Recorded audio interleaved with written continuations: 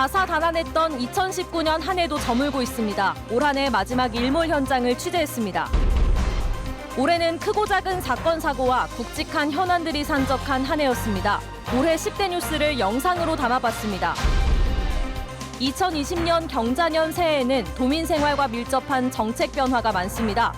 도내에서는 전국 처음으로 농어민 공익수당이 지역화폐로 지급됩니다. 순천시 문화도시 조성계획이 문체부 승인을 받았습니다. 문화체육관광부는 문화도시 심의위원회 의결을 거쳐 순천시와 제주시 등 10곳을 승인했습니다. 네, 시청자 여러분 안녕하십니까? 여수 MBC 뉴스데스크입니다. 2019년 마지막 날도 이제 몇 시간 남지 않았습니다. 추운 날씨에도 지역의 해넘이 명소에는 시민들이 발길이 이어졌는데요. 조희원 기자가 다녀왔습니다. 황금빛 해가 서서히 지평선 위로 떨어집니다. 하늘은 선홍빛으로 물들어가고 드넓은 갯벌에는 태양이 걸어간 붉은 발자국이 아로새겨집니다.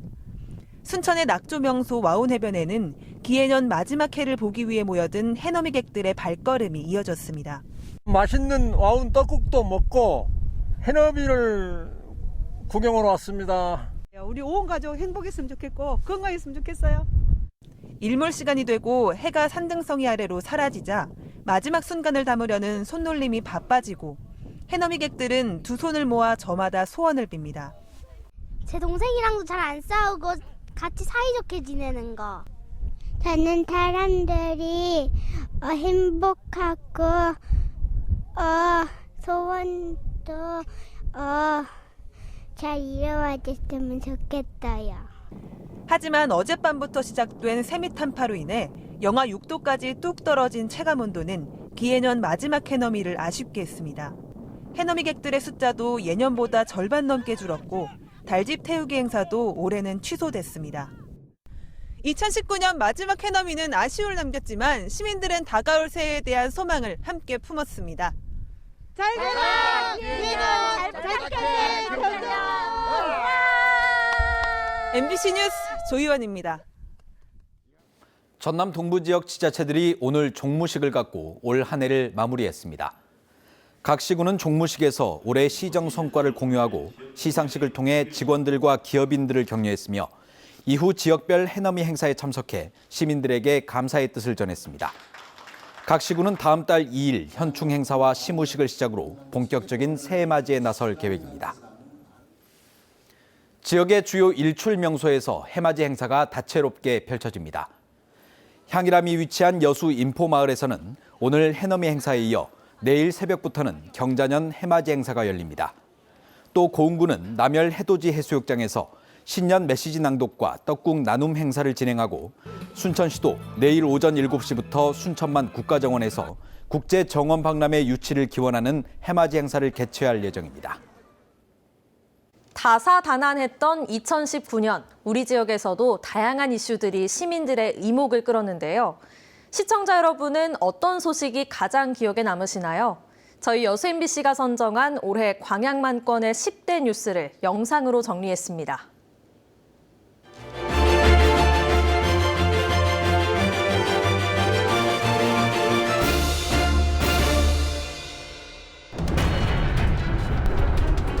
먼지나 황산화물 등 배출 농도를 속인 것을 적발을 했습니다.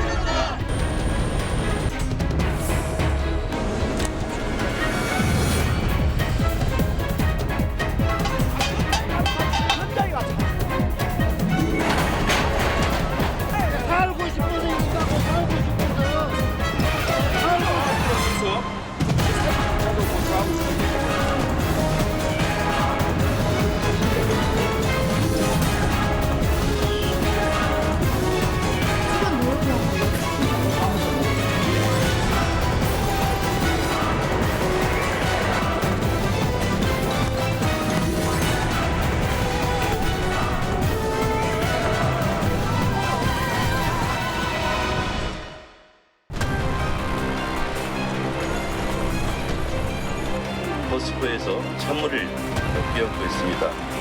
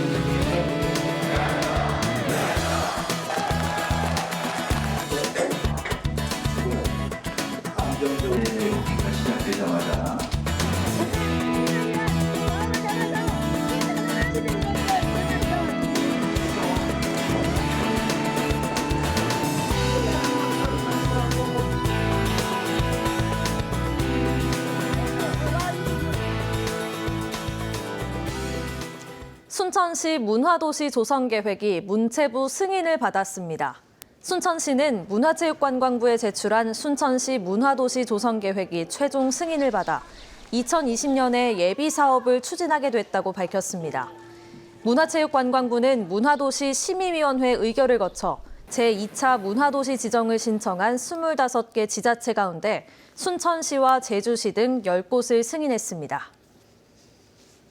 내년부터 전남 지역에서는 농어민 공익수당이 지역 화폐로 지급됩니다. 이렇게 새해 달라지는 도정을 박민주 기자가 정리했습니다.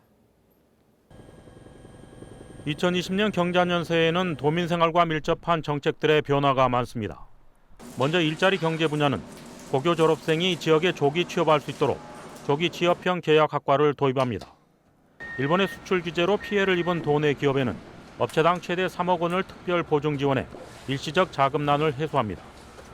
농림축산 분야는 지속 가능한 농어촌 발전을 위해 전국 처음으로 농어민 공익수당 연 60만 원을 지역 화폐로 지급합니다. 전국에서 처음으로 농어민 공익수당을 연간 60만 원 규모로 해서 지역 화폐로 지급을 합니다.